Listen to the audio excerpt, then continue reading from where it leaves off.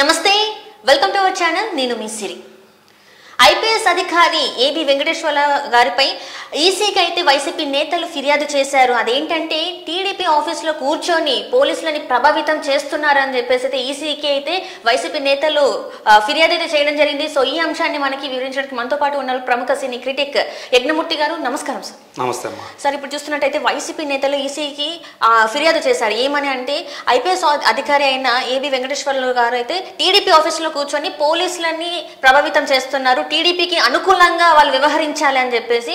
So నిజంగానే మరి AB Venkateswara గారు ఇది ఇలాంటి చర్యలకు చేశారని అనుకోవచ్చా? ఏబి వెంకటేశ్వరరావు గారిని వైసీపీ ఎప్పుడైతే ఆ పార్టీ అధికారంలోకి వచ్చిందో అప్పటి నుంచి ఆయన వెంటాడుతూ వస్తుంది. ఆయన తెలుగుదేశం పార్టీ అధికారంలో ఉన్నప్పుడు ఆయన ఇంటెలిజెన్స్ డీజీగా పనిచేశారు. సో 2019లో వైసీపీ అధికారంలోకి వచ్చిన తర్వాత ఆయన మీద రకరకాల ఆరోపణలతోటి ఆయన్ని సస్పెన్షన్లో ఉంచింది. అంటే రక్షణ పరికరాల పోలీస్ డిపార్ట్మెంట్కి కావాల్సినటువంటి రక్షణ పరికరాలు ఏవైతే ఉంటాయో వాటి కొనుగోలు విషయంలో ఆయన గోల్మాల్ చేశాడని చెప్పేసి ఇట్లా ఆయన మీద ఆరోపణ చేస్తూ సస్పెండ్ చేస్తే ఆయన క్యాట్కి వెళ్ళారు. ఒకసారి క్యాట్కి వెళ్ళినప్పుడు క్యాట్ కూడా సమర్థించింది, దాన్ని సస్పెన్షన్ సమర్థించింది. ఆ తర్వాత ఆయన మళ్ళీ హైకోర్టుకి వెళ్ళారు.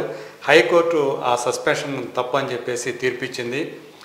మళ్ళీ ఈయనకి సర్వీసులోకి తీసుకొని మళ్ళీ గతంలో ఏ ఆరోపణలు అయితే చేశారో అదే ఆరోపణలతో మళ్ళీ రెండోసారి సస్పెండ్ చేసింది. దాంతో ఆయన మళ్ళీ సుప్రీంకోర్టుని ఆశ్రయించారు. ఒకే కారణంతో రెండు సార్లు సస్పెండ్ చేయడం కరెక్ట్ కాదని చెప్పేసి కోర్టు కూడా దానికి అనుకూలంగా మనకి ఇటీవల తీర్పు ఇచ్చింది.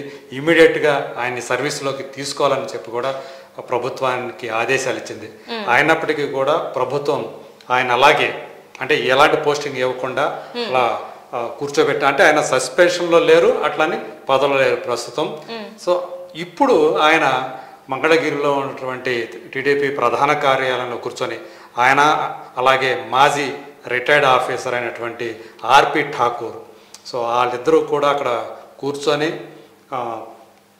ప్రస్తుతం పోలీస్ అధికారుల్ని వాళ్ళకి ఆదేశాలు ఇస్తున్నారు. తెలుగుదేశం పార్టీకి అనుకూలంగా వ్యవహరించాలని చెప్పేసి వాళ్ళకి ఆదేశాలు ఇస్తున్నారు, వాళ్ళని ప్రభావితం చేస్తున్నారు.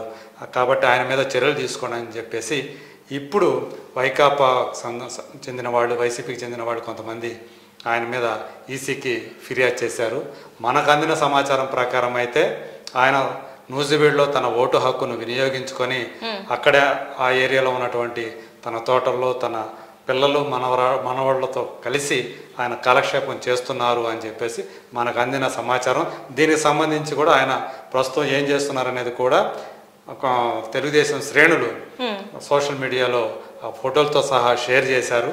సో ఇది మనకు అందినటువంటి సమాచారం ఆయన గురించి యాక్చువల్గా. సో మొత్తానికి ఏంటంటే ఈ ఎన్నికల్లో తమకు ఒక రకమైన అసహనం మనం చూస్తున్నాం వైసీపీ వాళ్ళలో. సో అందుకనే దాడులు చేయటం టీడీపీ శ్రేణుల మీద, అలాగా కార్యకర్తల మీద, ఈవెన్ సాధారణ ఓటర్లను కూడా వాళ్ళు భయభ్రాంతం చేస్తూ వాళ్ళ మీద కూడా దాడులు చేయడం. స్వయంగా ఒక వైసీపీ ఎమ్మెల్యే అభ్యర్థి తెనాల్లో మనం చూసాము, శివకుమార్ ఓటర్ మీద దాడి చేయడం చూసాము. సో ఇలాంటి అంటే ఒక రకమైన అసహనమైనటువంటి వాతావరణం వాళ్ళందరిలో కూడా అలుముకుంటూ ఉంది.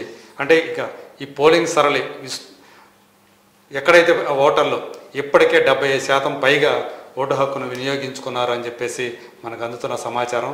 ఉదయం 6-7 గంటల నుంచే వాళ్ళంతా కూడా బారులు తీరి క్యూలో వచ్చి రావటం చూడటం, అలాగే దూర ప్రాంతాల నుంచి ఎక్కడెక్కడో ఉన్నవాళ్ళు కూడా తెలంగాణతో సహా అనేక రాష్ట్రాల నుంచి, దేశంలోని అనేక రాష్ట్రాల్లో ఉన్నటువంటి తెలుగు వాళ్ళందరూ కూడా ఏపీకి వచ్చి ఆ ఓట్లు వేస్తున్న సందర్భం.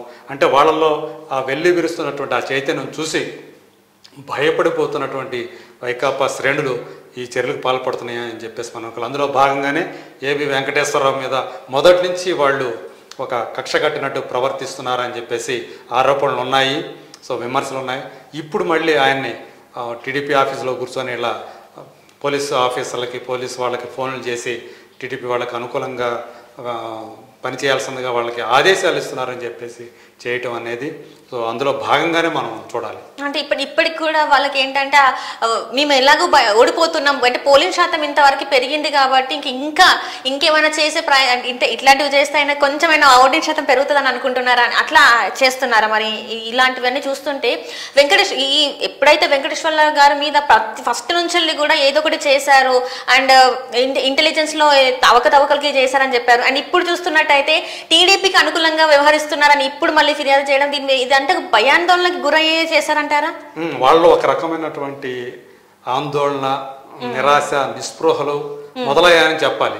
ఆ ఓటింగ్ సరళం చూసి అంటే ఇంత భారీ శాతం ఓటింగ్ జరగటం అనేది సాధారణంగా అధికార పార్టీ మీద వాళ్ళకి ఆ కోపం ఉన్నప్పుడే ఎట్లయినా సరే అధికార మార్పిడి జరగాలి, మళ్ళీ మనం మనకు కావాల్సిన నాయకుడిని నిజానికి మనకు ఎవరైతే మనకు మేలు చేకూరుస్తారో, భవిష్యత్ తరాలకి ఎవరైతే ఉపయోగపడతారో, ఎవరైతే నిజమైన అభివృద్ధి చేస్తారో వాళ్ళకి ఓటేయాలనే ఒక దృఢ సంకల్పంతో, స్థిర నిశ్చయంతో ఎక్కడెక్కడి నుంచో తెలుగు వాళ్ళు లోకల్గా ఉండేవాళ్లే కాకుండా వచ్చి ఓట్లు వేస్తాము, ఓటు హక్కును వినియోగించుకోవడానికి వస్తున్నారు.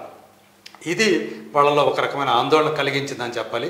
అందుగురించే అంటే వాళ్ళ మీద ఇప్పటికే తెలుగుదేశం పార్టీ వాళ్ళు కానీ, జనసేన పార్టీ వాళ్ళు కానీ ఎన్నికల కమిషన్కి ఫిర్యాదు చేస్తున్నట్టు సందర్భాలు చూస్తాం. ఎందుకంటే వాళ్ళు ఆ రేంజ్లో హింసకు పాల్పడుతూ ఉన్నారు కొన్ని చోట్ల.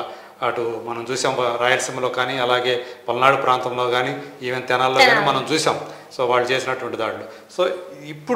సో ఇలా చేయటం అనేది వాళ్ళలో కనుక అంటే ఏబి వెంకటేశ్వరరావు మీద, అలాగే ఆర్పి ఠాకూర్ మీద వాడు చేసిన ఏవైతే ఆరోపణలు ఉన్నాయో నిజానికి అవే మరి దర్యాప్తులో కానీ విచారణలో కానీ మనకి నిజాలు బయటికి రావు. బట్ ఇప్పటి వరకు చూసుకుంటే మాత్రం వాళ్ళు తెలుగుదేశం పార్టీ వాడు తమ మీద చేసినటువంటి ఈసీకి చేసినటువంటి ఫిర్యాదులకి వ్యతిరేకంగా ఇప్పుడు ఏబి వెంకటేశ్వరరావు వాళ్ళ మనిషి, తెలుగుదేశం పార్టీ మనిషి కాబట్టి ఆయన ఏదో చేస్తున్నాడు అనే, పోలీసులు ప్రభావితం చేస్తున్నాడు అనే ఒక ఫీలర్ని జనంలోకి వదలడం కోసం వాళ్ళు ఎన్నికల కమిషన్కి ఫిర్యాదు చేశారని చెప్పేసి మనం భావించవచ్చు. Right sir, right. Thank you so much sir. Thank you.